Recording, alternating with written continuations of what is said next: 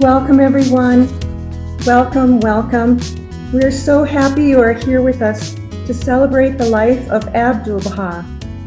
He was born in 1844 and passed away in 1921, marking this year as the 100th year commemoration of his passing. For this 100th year anniversary, we wish to let as many people know about the life of Abdu'l-Bahá as possible. Just as we learn of historical figures such as Nelson Mandela, Martin Luther King, or Mother Teresa, and are inspired by their efforts to create unity, justice, and more love and compassion in the world, we hope more people will know and remember the remarkable life and sacrifices of Abdu'l-Bahá. His name means the servant of the glory, the servant of God. And you will see examples of how Abdu'l-Bahá served others all the days of his life. He was an example of how we should pattern our own choices and behavior. It is comforting to know of a person who has made such a profound impact, not only in the country in which he lived, but all the countries he traveled, all the people who met him, and those of us who have come to know him through the accounts of his generosity, kindness, and his voluminous writings, talks, and prayers. His life and example has and continues to change our world through us. A beautiful film was developed about Abdu'l-Bahá for this commemoration called The Exemplar. We will be hosting the showing of it next week at this same time and link, and we hope you will join us next Tuesday. After this presentation, feel free to stay on the call to socialize. We would love to hear from you. Thank you for sharing this time with us. O God, we are weak. Give us strength. We are poor. Bestow upon us thine illimitable treasures. We are sick. Grant us thy divine healing. We are powerless. Give us of thy heavenly power. O Lord, make us useful in this world. Free us from the condition of self and desire. O Lord, make us firm in thy love and cause us to be loving towards the whole of mankind. Confirm us in service to the world of humanity, so that we may become the servants of thy servants, that we may love all thy creatures and become compassionate to all thy people. O Lord, thou art the Almighty, thou art the merciful, thou art the forgiver, thou art the omnipotent. Abdu'l-Bahá. Abdu'l-Bahá was born in 1844 and ascended exactly 100 years ago. And for this reason, we are commemorating his life now in 2021. He was the eldest son of Bahá'u'lláh, the prophet and founder of the Bahá'í Faith. Abdu'l-Bahá was a designated successor who led the Bahá'í Faith until his passing. Born Abbas Effendi, from boyhood Abdu'l-Bahá suffered, along with his father, imprisonment, decades of banishment and exile, severely harsh living conditions, and maltreatment because of the Bahá'í teachings, which promote the elimination of all forms of prejudice, the oneness of humanity, and world peace. Abdu'l-Bahá often served as his father's surrogate in dealings with the governmental officials, the growing Bahá'í community, and general public, and was admired for his wisdom, kindness, and generosity. After Baha'u'llah's passing in 1892, Abdu'l-Bahá became his father's successor and the authorized interpreter of his writings. At that point, he chose the name Abdu'l-Bahá, which means servant of the glory. A unique figure in the history of religion, Baha'is do not consider Abdu'l-Bahá a prophet or a messenger of God, but instead regard and revere him as the perfect exemplar of the Baha'i teachings because he lived the teachings of his father, demonstrating love, justice, and kindness for all. Throughout his life, Abdu'l-Baha put into practice his father's teachings of love and kindness. He focused primarily on humanitarian concerns. His humility, his love for all people, his abiding care and concern for the poor, the ill, and the homeless, and his constant charitable efforts for those of every faith characterized his dedication and made his a life to follow. The following story illustrates these wondrous qualities. It is the custom of Abdu'l-Baha each week on Friday morning to distribute alms to the poor. From his own scanty store, he gives a little to each one of the needy who come to ask assistance. This morning, about 100 were ranged in line, seated and crouching on the ground in the open streets of the courts where Abdu'l-Baha's house stands. And such a nondescript collection of humanity they were. All kinds of men, women, and children, poor, wretched, hopeless in aspect, half-clothed, many of them crippled, blind, beggars indeed, poor beyond expression, waiting and expectant, until from the doorway came Abdu'l-Baha, quickly moving from one to another, stopping sometimes to leave a word of sympathy and encouragement, dropping small coins into the eager outstretched palm, touching the face of a child, taking the hand of an old woman who held fast to the hem of his garment as he passed along, speaking words of light to old men with sightless eyes, inquiring after those too feeble and wretched to come for their pittance of help, and sending them their portion with a message of love and uplift. What a power is love! It is the most wonderful, the greatest of all living powers. Love gives life to the lifeless. Love lights a flame in the heart that is cold. Love brings hope to the hopeless and gladdens the hearts of the sorrowful. In the world of existence, there is indeed no greater power than the power of love. When the heart of man is aglow with the flame of love, he is ready to sacrifice all, even his life. Abdu'l-Baha.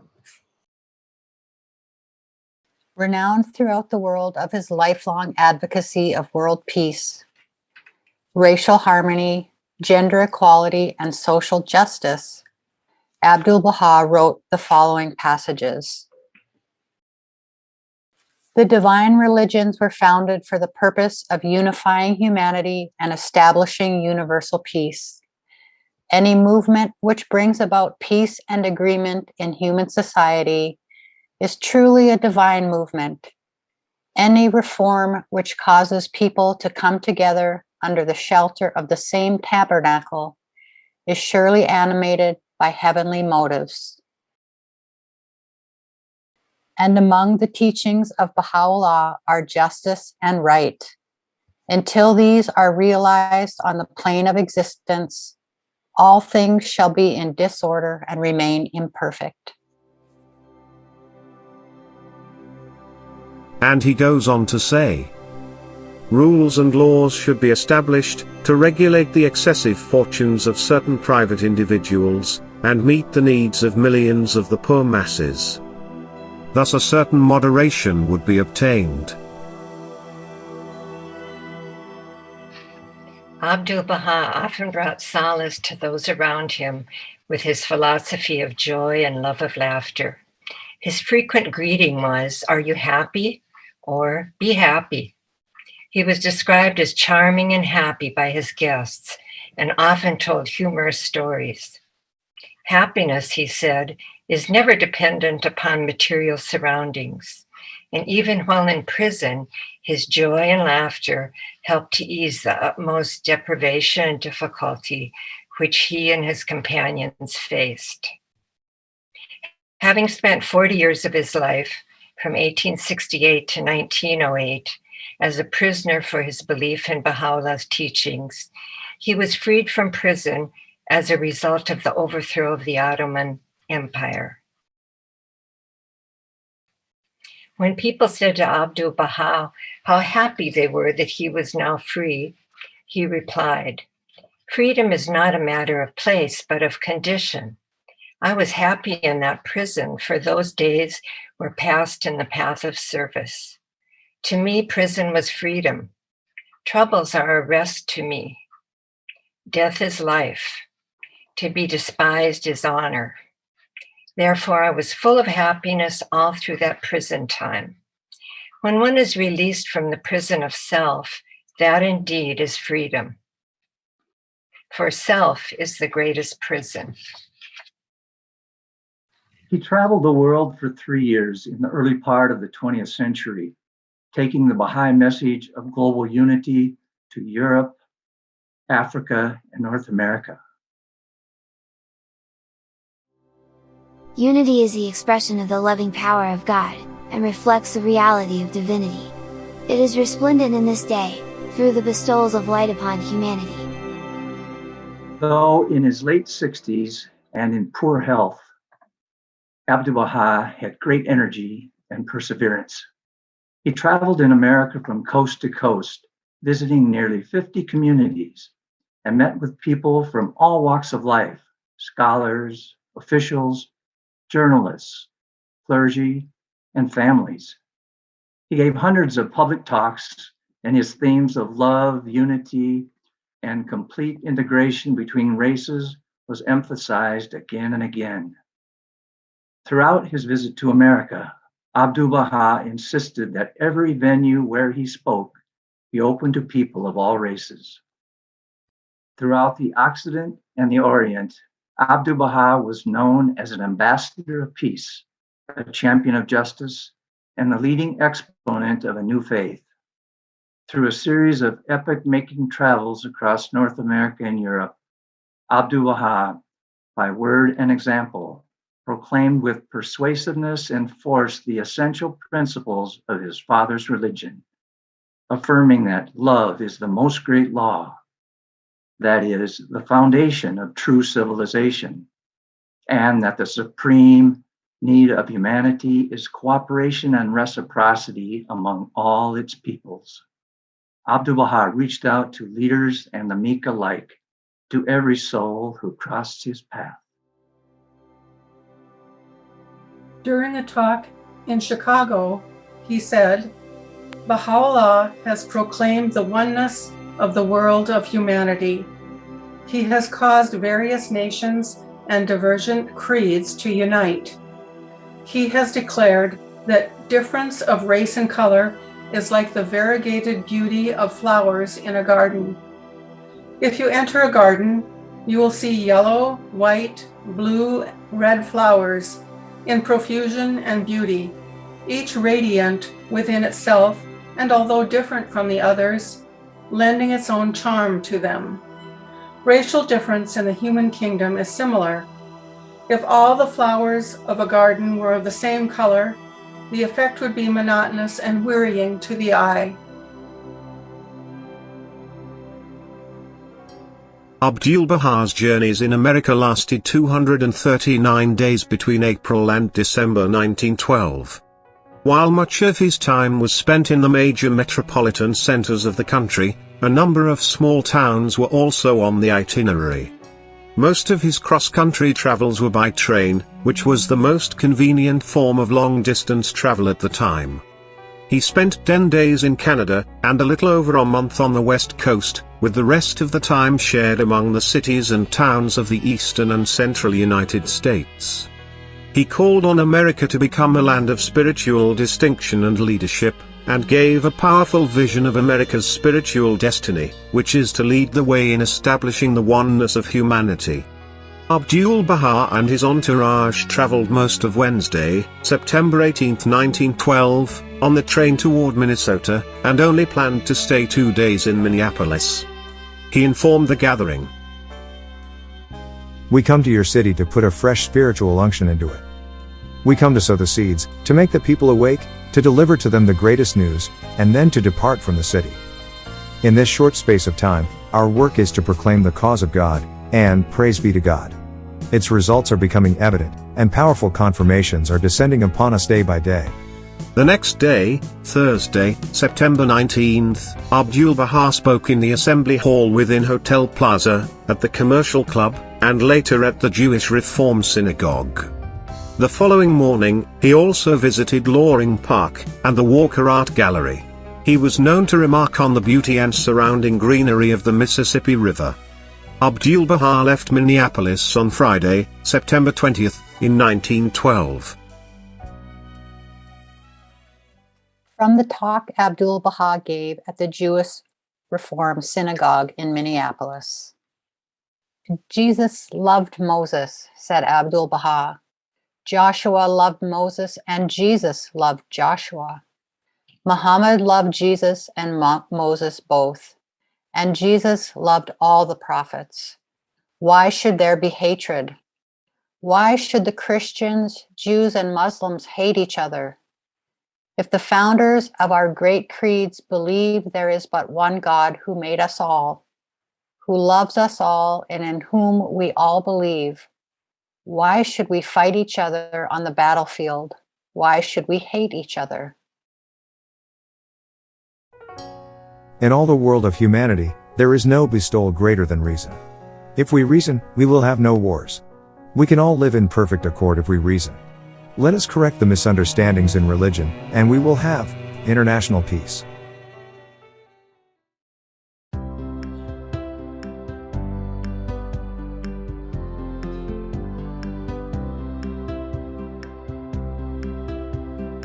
Blessed is the spot, and the house, and the place, and the city, and the heart, and the mountain, and the refuge, and the cave, and the valley, and the land, and the sea, and the island, and the meadow where mention of God hath been made, and his praise glorified.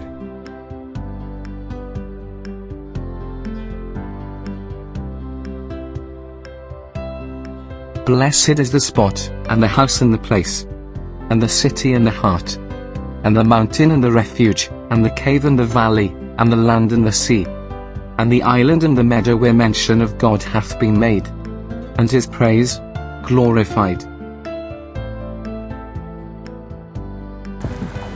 This is the bench dedicated to Abdu'l-Bahá's visit in 1912.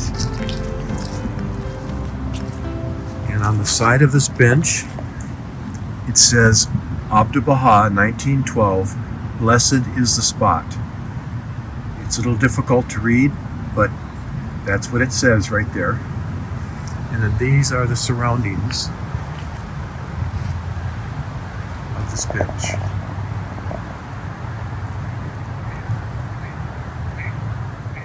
Blessed is the spot, and the house, and the place, and the city, and the heart, and the mountain, and the refuge, and the cave, and the valley, and the land, and the sea, and the island, and the meadow, where mention of God hath been made, and his praise glorified.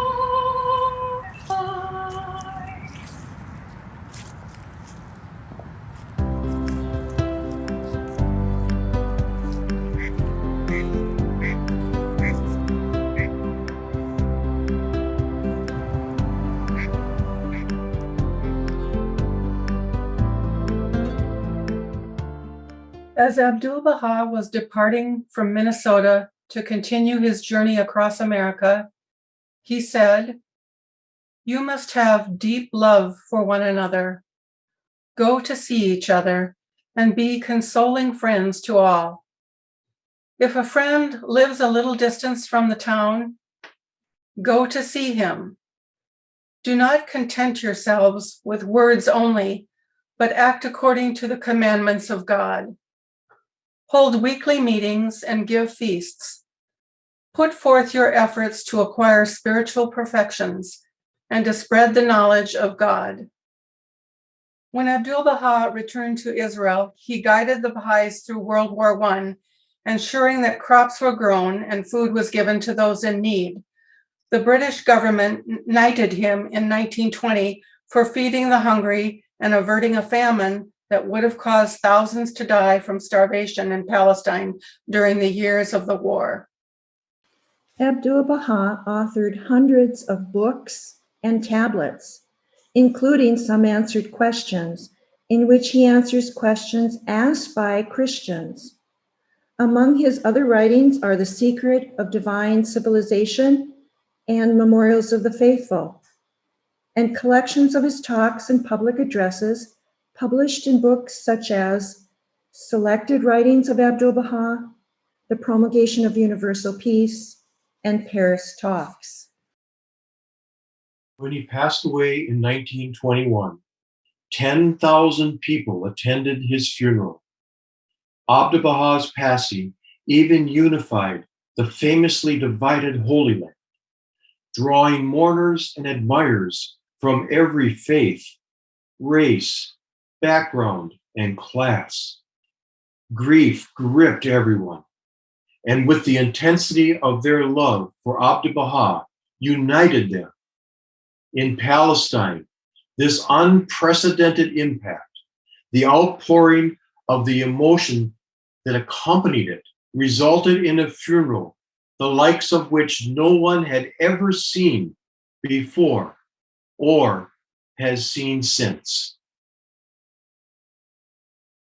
Abdu'l-Bahá established the democratically elected institutions of the Bahá'í administrative order, emphasized the Bahá'í principles of the oneness of God, the unity of the world's religions, the unity of humankind, the agreement of science and religion, and exemplified throughout his remarkable life the virtues of wisdom, kindness, and love for all humanity.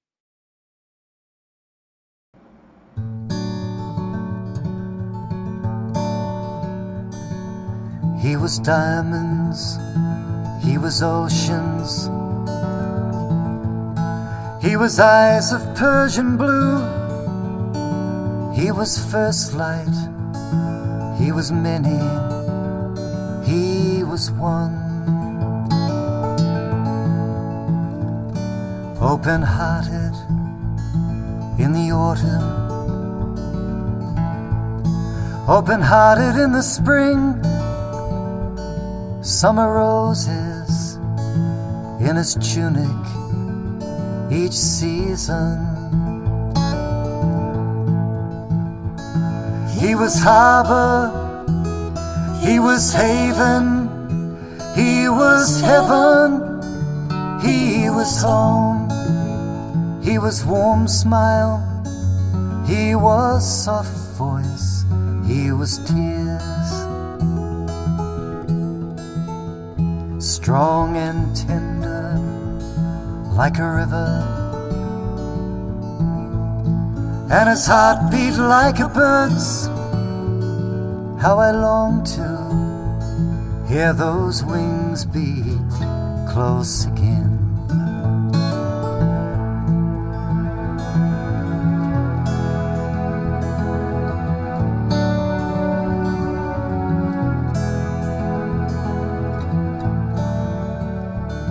He was new snow on old branches, he was crystal in the streams, he was silver spinning rainfall, he was fire, he was water from the deep well, he was rainbow on the marsh, he was safe path to the hillside, he was stars. He was shelter from the cold wind. He was warmth against the ice. He was lips that told a language of their own. His arms held out like branches, and his eyes were like a dove's. How I long to feel those wings beat close again. He was diamonds, he was oceans, he was colors in the sky. He was everything and more than I can tell. As I stumble through this world, I wonder to myself, where is there one who walked this world so well?